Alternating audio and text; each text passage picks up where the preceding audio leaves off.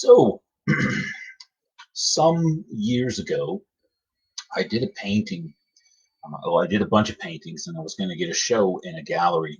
And I had this one painting that was just too weird. I decided. I decided I'm not going to show. Should I show that? Maybe I'll show it. Hi, sissy.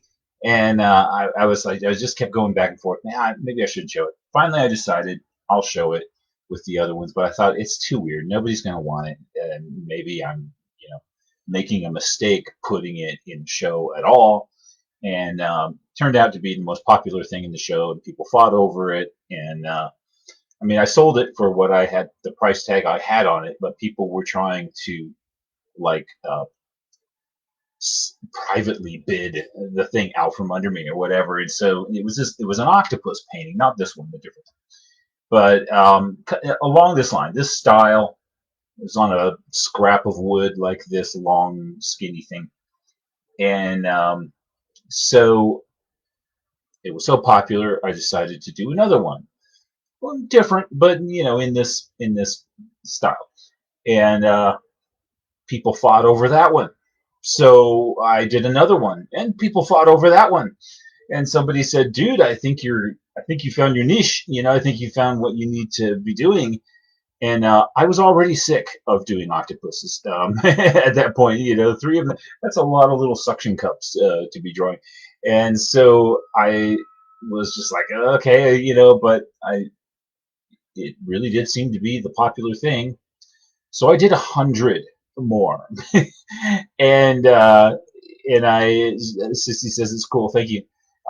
So yeah, I did about 100 octopuses, and I have sold them all, and they were categorically um, the most popular and successful things I've ever done.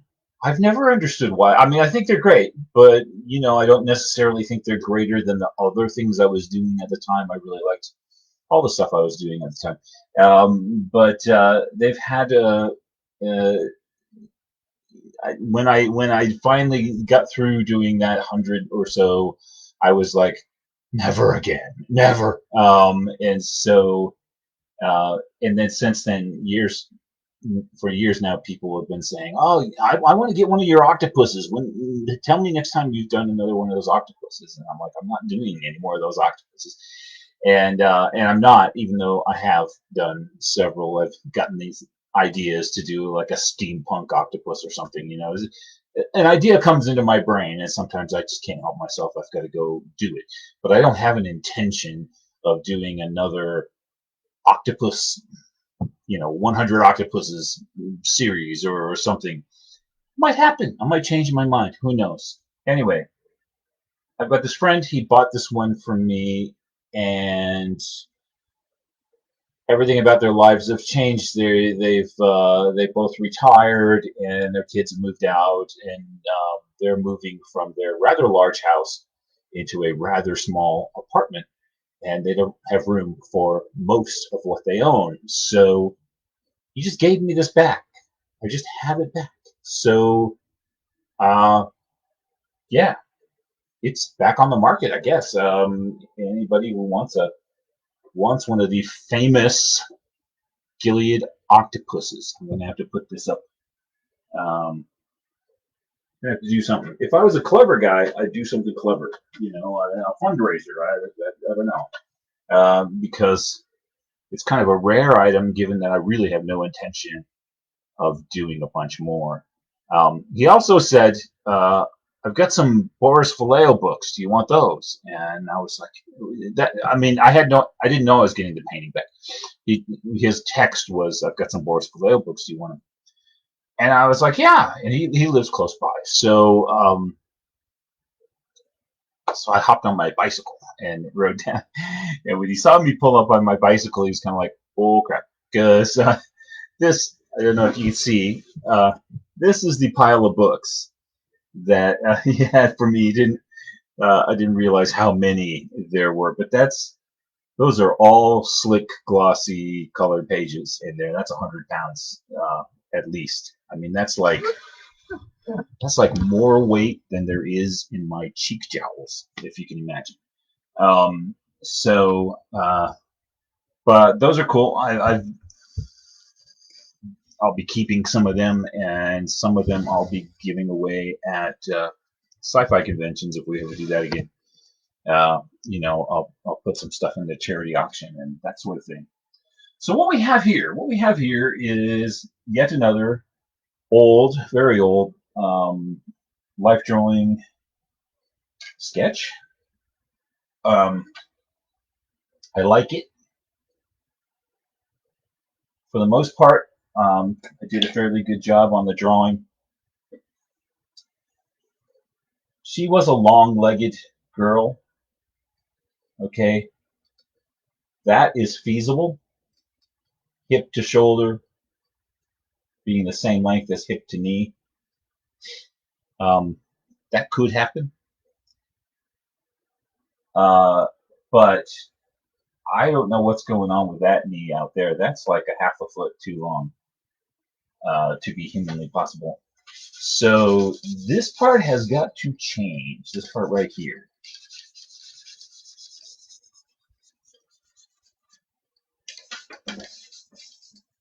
One of those things that just looked right when I did it, and I didn't question myself. And then I come back, years later, pull it out of this stack of this.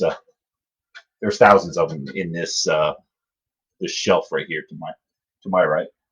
Um, and yeah, pull it out and look at it and go, oh, that's not right. So I'm gonna just tuck her leg back. Of course, this posture for it is fine. She was definitely doing that. It's possible that she sat for 20 minutes, and I drew the legs, and then she came back and sat for another 20 minutes and maybe leaned further back or was in a slightly different position. And so my drawing came out being, this position and this position kind of morphed together. And so that is a thing you have to be careful of. It's just like the model could change position a little bit, and they're likely to do so. You can't freak out about that too much. But you do have to be careful about what effect that has on your drawing, because it might be nothing or it might be quite profound. And so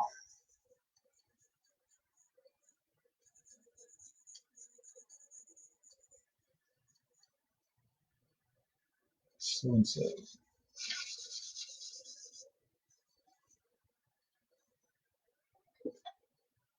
Huh, that don't look right either.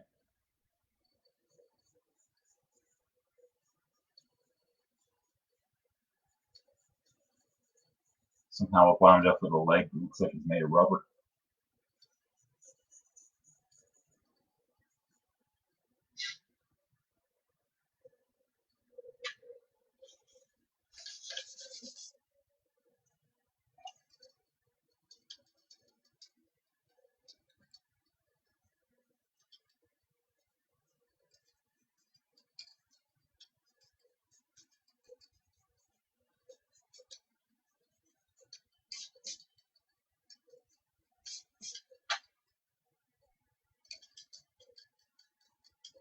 Make it very clear that that's gone.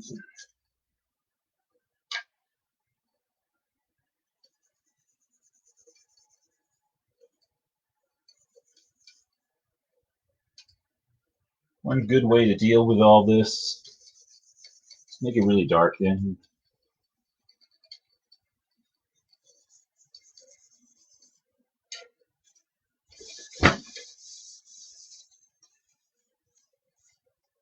Yeah, there you go.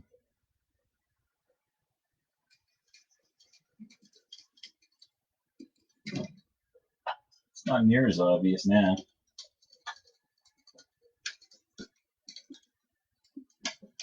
Sometimes when I've got my drawing board turned sideways like this, and I draw and I erase and stuff like this, and this little handle rattles. It irritates me. So I'm taking a little piece of my kneaded eraser, and I ripped off a chunk of it, and I stuck it in there. It's not going to rattle no more. However, in the future, I'm going to go to take my paper off the drawing board, and there'll be this sticky piece of gum. I'll be like, what's that? That's what's going to happen. Okay. All right, I like that more or less, and I like the little brazier, not a brazier, a brazier. That's her hand, which is somehow reading as the leg of the brazier, and I think I'm just going to ignore her hand for the moment and go ahead and draw this furniture. Because her hand's in the same position as this hand, I kind of dislike that anyway. So, and I also think this is tilted towards us a little too much. It's hard to say. We haven't really established how level the floor is in this place, wherever she's at, but it looks wrong. So I'm gonna fix that.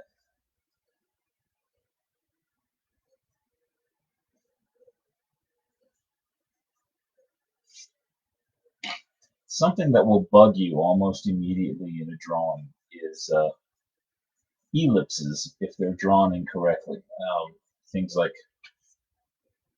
the top of a bowl or a glass or a pillar or something like that. Something that's circular and is drawn wrong. They are kind of a tough thing to do in perspective, but when you get it wrong, it's visually disturbing, and people will see it and they'll go, "Oh, that's wrong." I think they probably immediately know what is wrong and why, but even if they don't, if they're just looking at it going, "Oh, something's wrong about that picture," there's going to be something that they just don't like, and that's going to be why. All right, so there's smoke coming up out of this thing.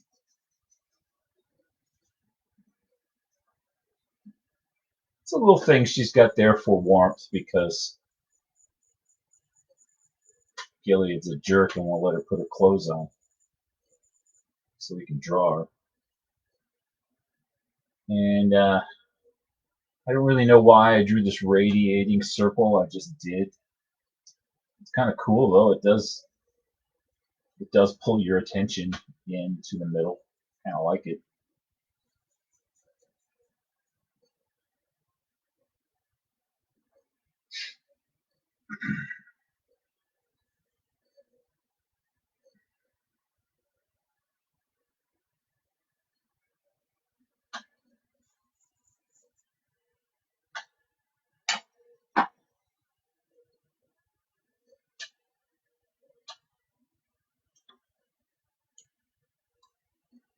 Sissy says I started out thinking she was holding the bowl. Yeah, I wonder if people are going to think that when they look at this, because I haven't clarified where her right arm is. That really extreme shoulder that says that she's got her elbow back. I mean, you can't get that with your arm forward. So her elbow is definitely back. Ha ha ha ha.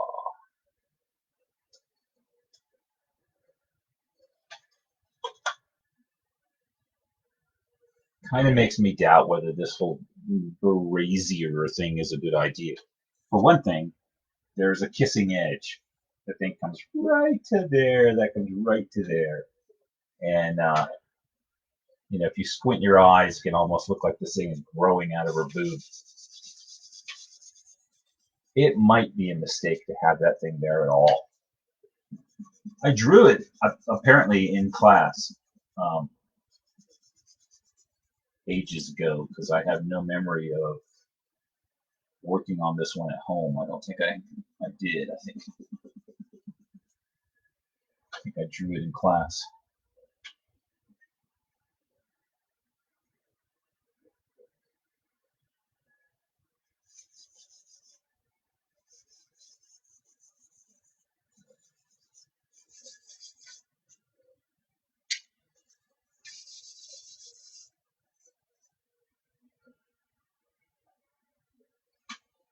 Which now leaves me with not so interesting stuff.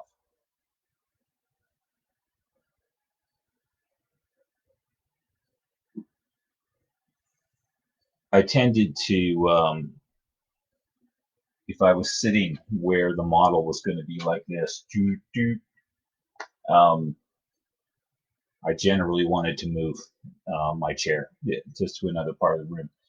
It can be a nice pose to look at a person this way, um, but it leaves this big negative space on your paper.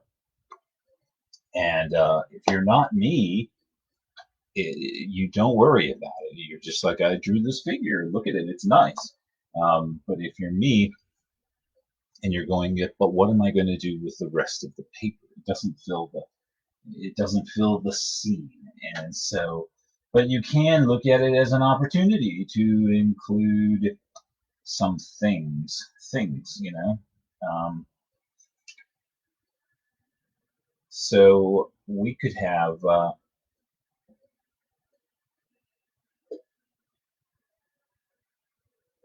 she could have a little visitor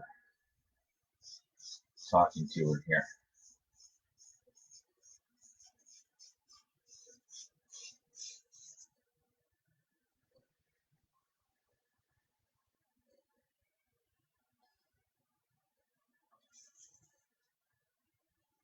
I like the idea of a little goblin being about here, and talking. However, you can't see his legs. There's another one.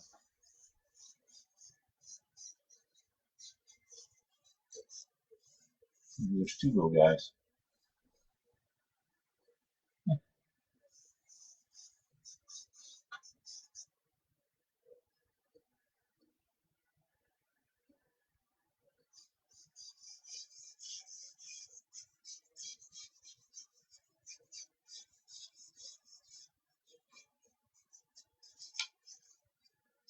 Maybe the braziers up there, if there is one. Um,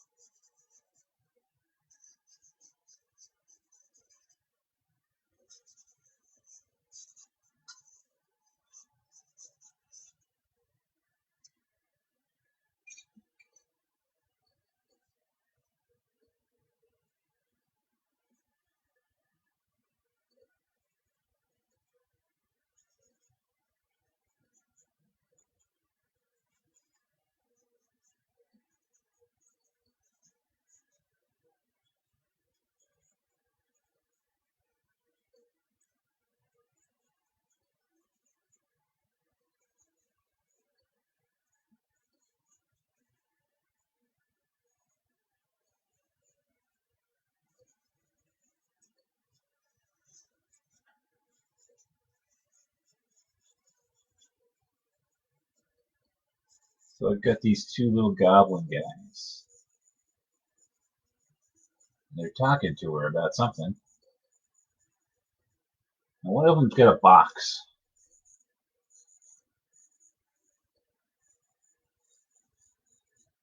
I think maybe they're trying to sell her something or offer her something in return for services or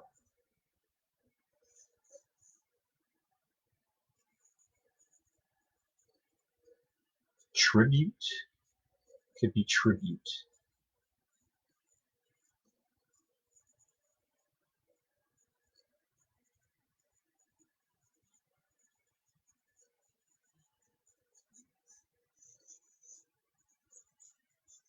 What do goblins want from people? It's a question for the ages. People have been asking this question for thousands of years. What do goblins want?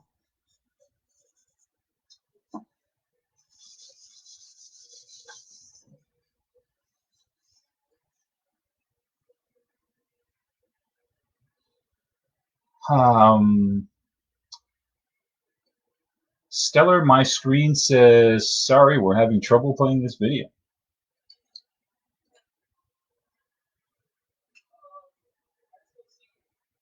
Still see me. Okay.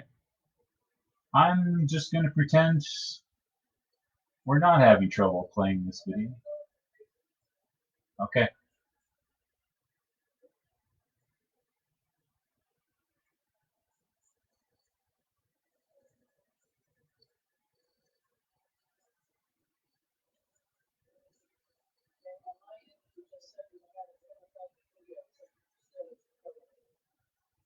Okay.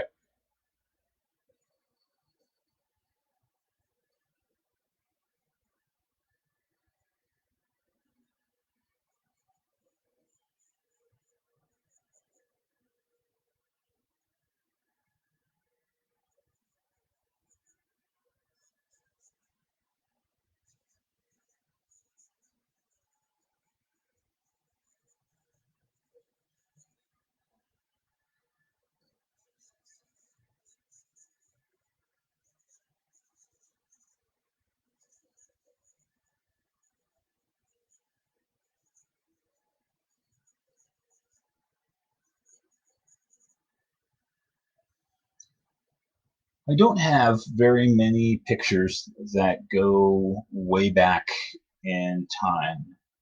Sissy says, you're good, you're live. Thank you. Thank you. Okay. So I'll just ignore that message. I can no longer see my video on my screen. So yeah, I don't have a lot of pictures that go way back. I threw things away as you know when I started getting better. I started being embarrassed about my older stuff. Started being embarrassed about the fact that I thought that was super good once um, tossed stuff out, and that's is what it is. But I have a couple examples that date back at least to high school. And there's elements of them that are very much like what I'm doing now. There's elements of how I drew goblins, orcs, space aliens, and stuff like that. That I still do stuff like that. And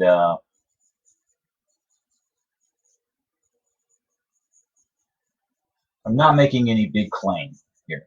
No big claim. But every now and then somebody says, your stuff looks awfully interested by World of Warcraft. And I'm like, I've been drawing that stuff since before any of them were born. Okay, their stuff looks like mine. Mine doesn't look like theirs. I'll I'm not going to fight if somebody says, no, I sat down and drew this and came up with these ideas and these designs um, all on my own. Yeah, why not? I mean, that looks a lot like a chimpanzee when you come right down to it. Um, I'm sure people just independently come up with things like this. Um, seen people struggle to do like a cartoon bird and not wind up with Donald Duck when they're done. And they just drive themselves crazy because you do a cartoon bird and it's Donald Duck, And so, yeah, some of this just happens. But so yeah, I'm not saying World of Warcraft ripped me off, but I'm saying I definitely am not influenced by them. Um, Basically, 90% of what I know about World of Warcraft has been some TV commercials I've seen and other commercials like on Instagram and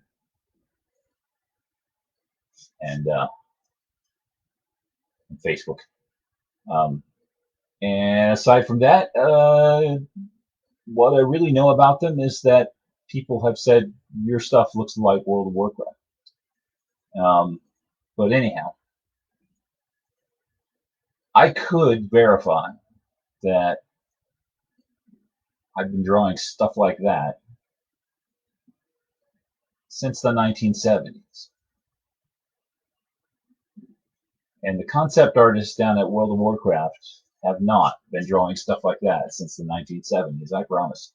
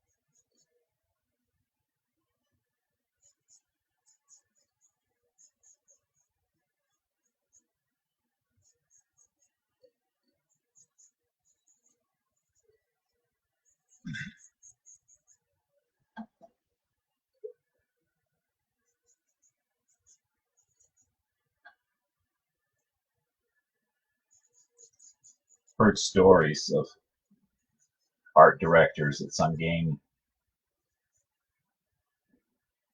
and he was an artist himself, and he was getting uh, portfolios sent to him for years while he worked for this game. And then when he left, and he left on bad terms, he took all those portfolios with him. Just to say screw you to the company if he was, angry at somebody. And sometimes went back to his career as an artist, and I heard it insinuated that subsequent to such times produced a lot of work that looked an awful lot like the work of people who had submitted art to him. And I'm not actually even being vague. I have subsequently forgotten the names of the people I'm talking about, but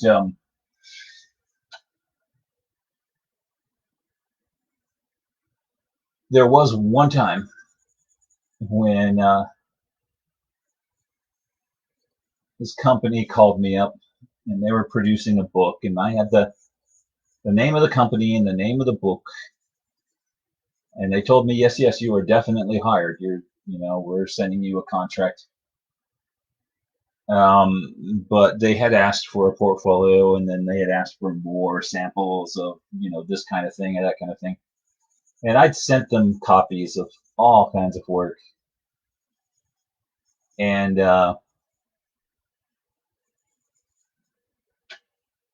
then one day we were going to gaming stores, like at a Game Depot over in Tempe and things like that. And it used to be in Tempe, now it's down in Mesa. But we would go in there, and one day I went in there. I hadn't been hearing from these guys. I was wondering what was going on with it. And we go in there, and I see the book title that I'd been presumably hired to do the artwork for, and I hadn't done the artwork for yet. I just sent portfolios in. And so I see there's the title, there's the book, and it's from that company, and I pull it down, and they had gotten an artist to go through and copy every single piece that I had sent in, and kind of badly, but he had gone in and he copied every single piece.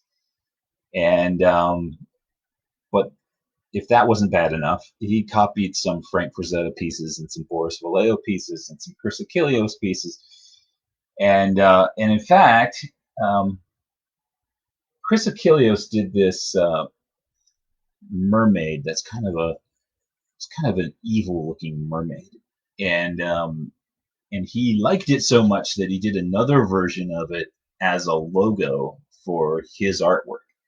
And so that logo has appeared on all the Chris Achilleos books and calendars and everything that he's made since then.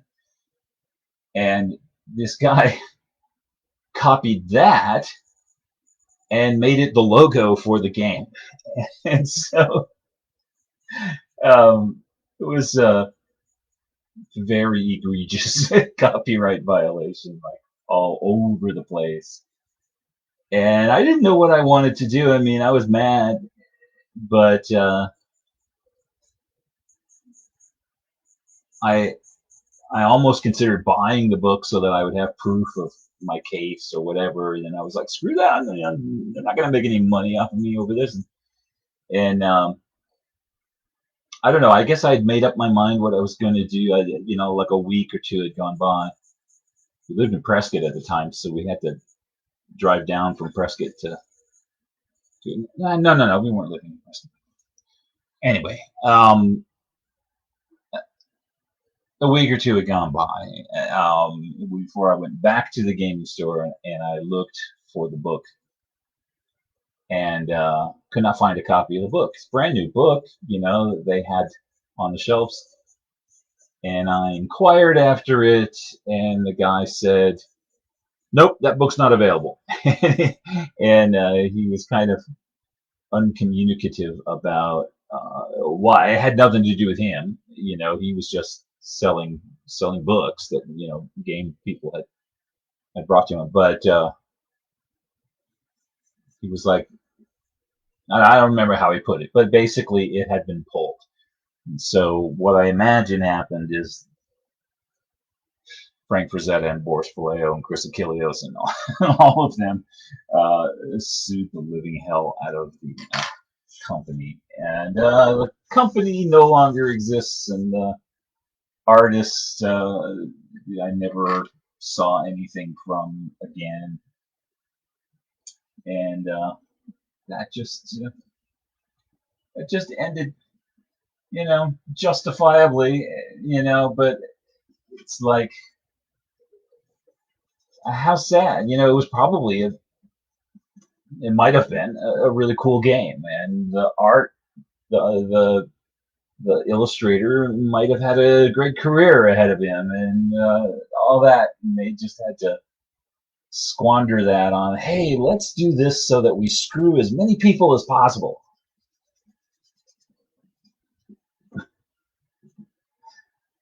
Why the hell would you do that, guys? Jeepers creepers, guys. You gotta make these guys different from each other. They look too much alike.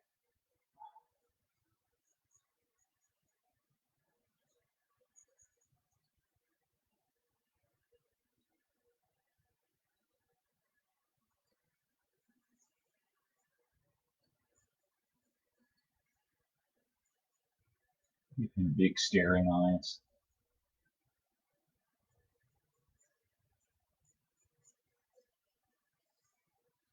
His mouth open like, what?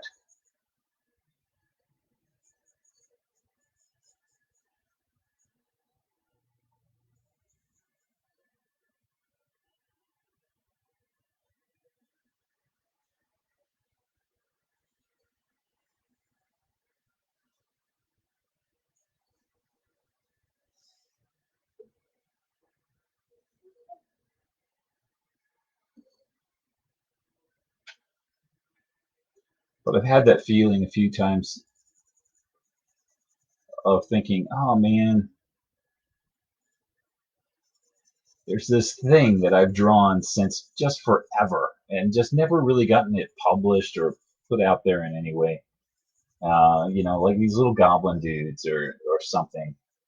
And then along comes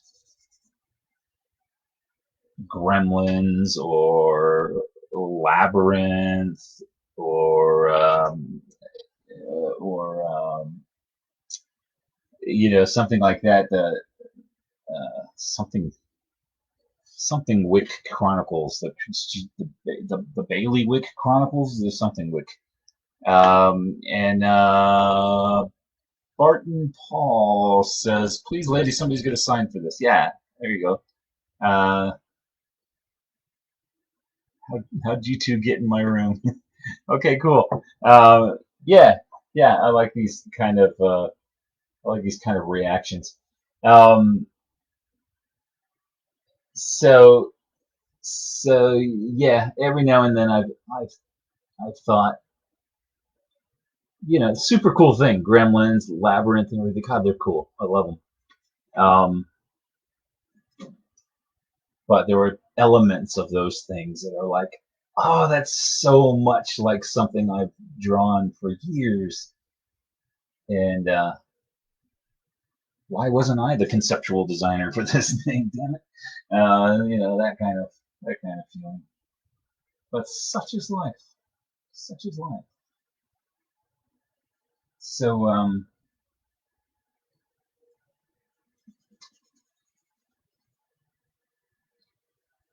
gonna make him differenter.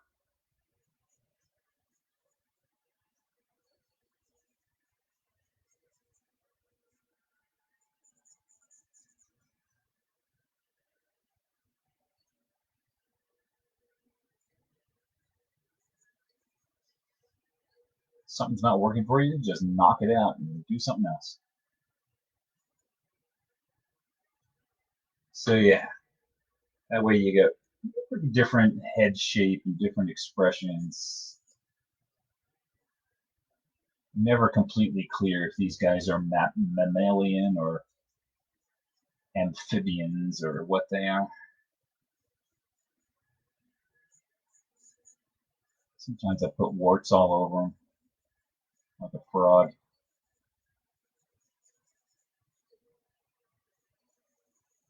Spiderwick Chronicles. My little goblin dudes look a lot like some of the things in the Spiderwick Chronicles, which looked a lot like the um, gosh, what was it? The little mucus monster in some of the medicine commercials, or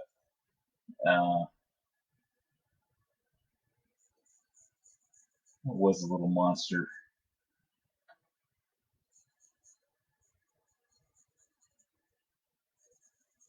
The stomach upset monster, green and disgusting.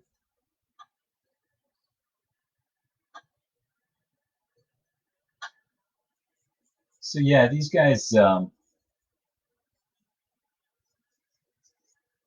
don't know what they're doing. I don't know what kind of business they're in.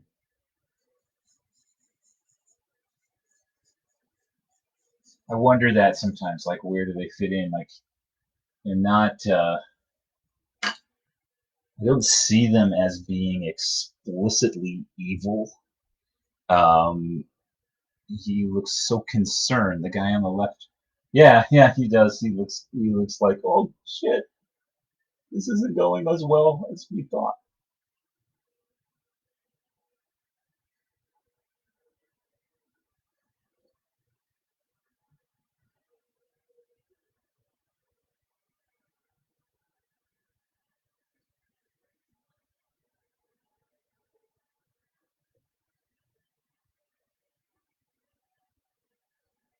I imagine them more like minions, they could be influenced to go be all evil if they wanted,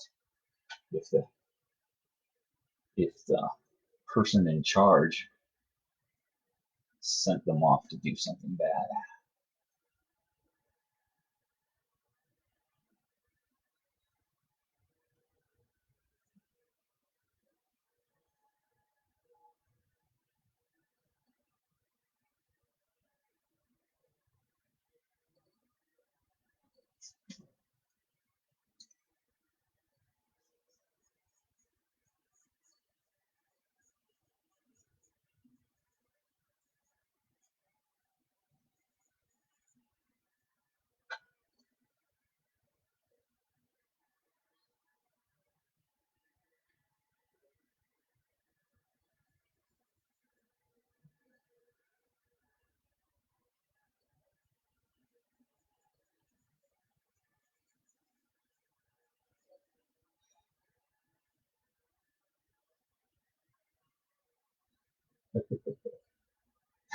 He does. He looks very worried.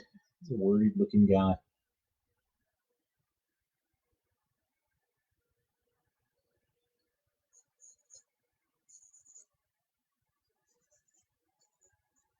It's a wooden box. They don't have cardboard.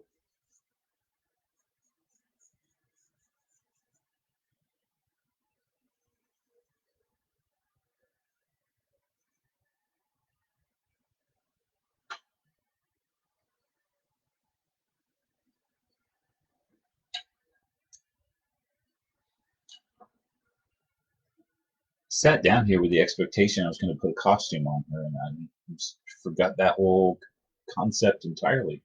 So it's Friday. I won't be back tomorrow, but I will be back. Well, tomorrow at 5 o'clock in the afternoon, we're going to do Zoom, and I will post the Zoom address right here on my timeline at around 4:30 or so. So if you want to join us, we're going to draw from a model and chat, drink wine, complain about life, um, and that kind of thing. And so I'm not a teacher. I will have no professional advice for anybody, probably. I mean, you could ask me. The worst thing that I'll do is just go, nah, I don't know what to tell you. But that's what we do. We get together and play around and draw. And Victor says, watch Octolab on YouTube. All right, I will do that. And Sissy says it looks a bit like they are the babysitters who have to get her to do the important thing, and she's just like, nah, I don't want to do it. Totally different direction than what I was envisioning, but I really do kind of like it. Very cool, very cool. Otherwise, I will see you all on Monday back here at 3 o'clock. Thank you for coming.